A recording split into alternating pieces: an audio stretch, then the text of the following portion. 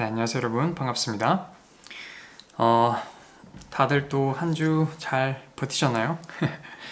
뉴질랜드는 오늘부터 또 롱 위켄드가 시작이 돼가지고 또 다음 주 월요일까지는 또 쉴 수 있어가지고 또 너무 기분이 좋네요 저는. 일단 오늘은 간단히 어제 있었던 조정에 대해서 한번 이야기를 해보고, 그리고 메인으로는 이제 펠렌티어가 현재 투자 중인 6개의 어떻게 보면은 스타트업 기업들에 대해서 한번 이야기를 해보려고 합니다. 그럼 바로 한번 시작해 보겠습니다. 일단 어제 같은 경우는 다우랑 S&P 500 그리고 나스닥까지 모두 좀 힘을 못 쓰는 모습을 보여줬는데요, 그죠?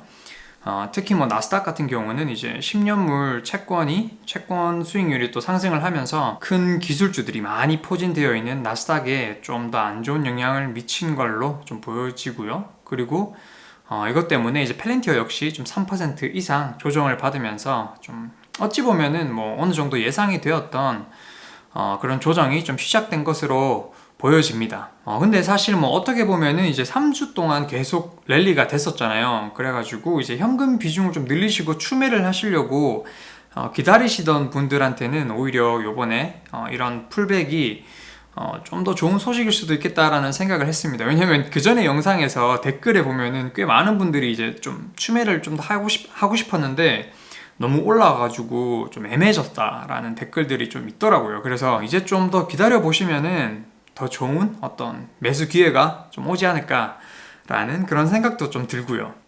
그리고 이제 저희가 메인 이야기로 넘어와서 그 펠렌티어가 지금 투자 중인 회사들에 대해서 이야기를 좀 해보면은, 그 최근 1분기부터 얼마 전에 또 발표된 그 바빌론 헬스케어 회사까지 이제 현재 펠렌티어가 발표한 그 스펙 상장이 기대되는 기업이 6개나 되는데요. 오늘은 그래서 이 친구들에 대해서 한번 이야기를 해볼까 합니다. 일단 최근에 있었던 그 펠렌티어의 10Q 리포트에 보면은 좀 더 자세히 이번 투자들에 대해서 좀 알아볼 수 있는데요. 이제 일단 이 자료에 의하면은 일단 3월 30일에 펠렌티어가 릴리움에 41밀리언가량 투자를 했고요. 그리고 4월 5일에 사코스에 이제 21밀리언, 그리고 5월 1일에 로이반에 30밀리언, 그리고 5월 1일에 셀룰러티에 20밀리언, 그리고 5월 11일에 위조에 20밀리언씩 투자를 했습니다. 그리고 마지막으로 이제 어제 발표된 바빌론 헬스한테도 펠렌티어가 투자를 했다라는 소식이 전해졌었는데, 그 10Q 리포트에서는 이제 바빌론에 대해서는 별로 언급이 빠져 있었습니다. 그래서 정확하게 그 저희가 어떤 형식으로 바빌론에 투자가 이루어졌는지는 알 수가 없습니다. 하지만 나머지 5개의 기업에 대해서는 대충 펠렌티어가 어떤 형식으로 투자를 했는지에 대해서 알 수가 있었습니다. 그래서 요거를 한번 자세히 살펴보면은, 이제 펠렌티어가 각 기업들에게 투자한 형식은 이제 주로 그 기업들의 클래스 A 주식을 사는 형식으로 투자가 되었고요. 그리고 릴리엄 같은 경우는 이제 6년간 펠렌티어의 기술력을 제공을 받고 그에 합당하는 구독료를 지불하는 형식으로 이제 옵션도 추가적으로 삽입이 되어 있는 걸로 보여지고, 그리고 릴리움을 제외한 나머지 5개의 기업은 이제 5년간 펠렌티어의 제품을 사용을 하고 구독료를 지불하게 됩니다. 그래서 간단히 이야기하면은 얘네들이 전부 다 이제 펠렌티어의 고객이 된 셈이죠. 그래서 일단 얘네들 6개 기업들을 간단하게 한번 살펴보자면은, 일단 릴리움은 현재 퀄 애퀴지션을 통해서 스펙 상장이 기대가 되는 상황이고요. 티커는 QELL이고, 그리고 상장이 완료가 되면은 이제 나중에 LILM으로 바뀌게 됩니다. 그리고 사실 릴리움 같은 경우는 여러분들도 이미 많이 아실 거라고 생각을 해요. 이제 차세대 친환경 그 전기 항공 모빌리티 기업이죠. 그래서 제 개인적으로는 굉장히 관심을 있게 지켜보고 있는 기업입니다. 그리고 이제 두 번째로는 사코스 로보틱이 되겠고요. 현재 로토 애퀴지션이랑 스펙 상장이 예정이 되어 있고, 티커는 지금 현재 ROT이고요. 또 상장이 완료가 되면 이제 STRC로 티커가 변경이 될 예정입니다. 이제 사코스 로보틱 같은 경우는 기계랑 로봇 산업에 속한 스타트업 기업으로 보여지고요. 쉽게 설명하면은 이제 사용자가 로봇이랑 이런 거에 탑승을 해가지고 좀 인간의 지성을 사용을 해서 로봇의 정교함이랑 그 기계에서 나오는 파워 이런 것들을 통한 시너지 효과로 이제 인간이 하기 어려운 임무들을 수행할 수 있도록 도와주는 로봇 수트를 개발 중인 회사라고 볼 수 있을 것 같아요. 이걸 정말 쉽게 이야기하면은 제가 봤을 때는 아이언맨의 수트 같은 개념으로 저희가 보면 되지 않을까라는 생각을 했습니다. 이제 세 번째로는 이제 Cellularity라는 회사인데 얘네들은 GX 애퀴지션을 통해서 스펙 상장을 하고요. 현재 티커는 GX이고 이제 추후에 SELU로 바뀌게 될 예정입니다.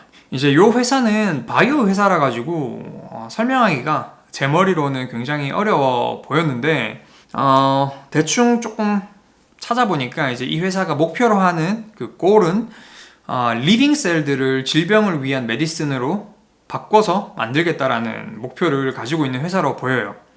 그래서 뭐 주로 암이나 감염 질병들 그리고 뭐 변성 질환에 대한 메디슨 개발에 집중을 하고 있는 것으로 보여집니다. 그리고 네 번째 역시 바이오 회사인데요. 이 로이반 사이언스라는 회사인데 얘네들은 이제 몬테스 아키미디스 애퀴지션을 통해서 스펙 상장을 하고요. 이제 현재 티커는 MAAC이고 상장을 완료하게 되면은 이제 ROIV로 티커가 변경이 될 예정입니다. 네. 로이반 사이언스는 약간 특이한 점이 이제 얘네들이 직접 메디슨 같은 뭐 드러그나 메디슨 같은 것들을 직접 처음부터 끝까지 발명을 하는 게 아니라 타 회사나 뭐 기관 혹은 뭐 경쟁사에 그 underdeveloped research candidates를 찾아내 가지고 이제 이 리서치들을 가져오거나 아니면은 라이센스를 취득하는 형식으로 기타 약품을 개발하는 바이오 회사랑은 약간 다른 방식으로 이제 비즈니스 모델이 운영이 되는 것 같습니다. 그리고 다섯 번째로는 이제 위조라는 회사인데 얘네들은 이제 모빌리티에 관련된 데이터 회사라고 보면 될 것 같아요. 현재는 Virtuoso라는 애퀴지션이랑 이제 스펙 상장이 예정이 되어 있고요. 그리고 티커는 지금 현재 VOSO이고 상장이 완료가 되면은 이제 위조 WEJO로 바뀌게 될 예정입니다. 그리고 이제 마지막으로 바빌론인데 얘네 역시 이제 헬스케어 회사이고 AI 기반 플랫폼에 제가 보기엔 약간 그 텔레닥처럼 원격 진료 사업을 하는 회사인 것 같습니다. 조금 더 많은 공부가 필요하긴 한데 네, 일단은 그렇게 보여지고요. 그리고 현재는 알커리 글로벌 애퀴지션을 통해서 스펙 상장을 하고요. 지금 현재 티커는 KURI이고 나중에 이제 BBLN으로 바뀌게 될 예정입니다.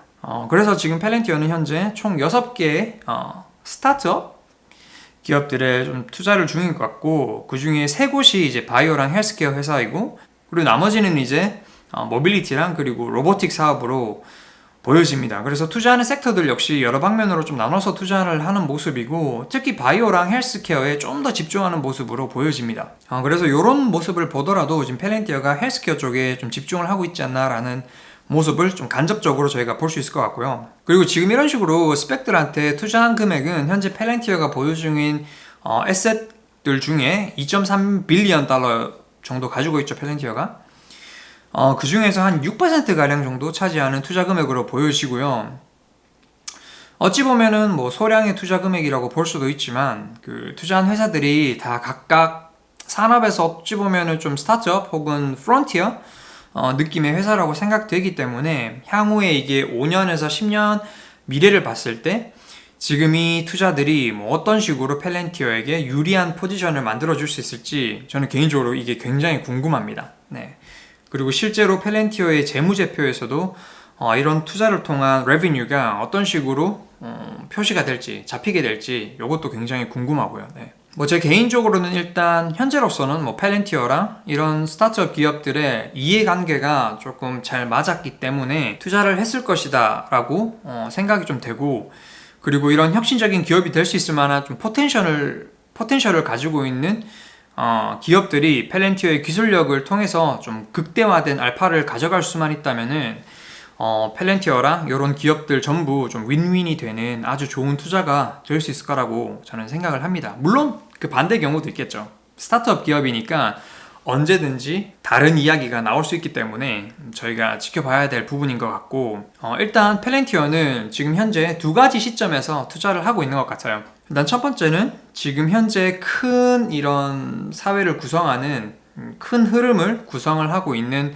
레가시 인더스트리, 그러니까 예를 들어 가지고 굉장히 방대한 데이터들을 이미 보유하고 있는 큰 기업들을 상대로 펠렌티어의 기술력을 사용을 했을 때 좀 더 효율성을 높이고 그 기업들이 알파를 가져갈 수 있도록 노력하는 그런 모습을 좀 보여주고 있는 것 같고, 그리고 이제 다른 시점은 그 새로운 프론티어 산업군에서 시작하는 기업들이 어찌 보면 좀 무조건적으로 필요한 데이터를 활용한 어떤 알파의 극대화를 좀 펠렌티어가 제공하기 위해서 투자를 시작했다라는 점, 요 두 가지의 시점으로 지금의 펠렌티어를 좀 바라볼 수 있을 것 같아요.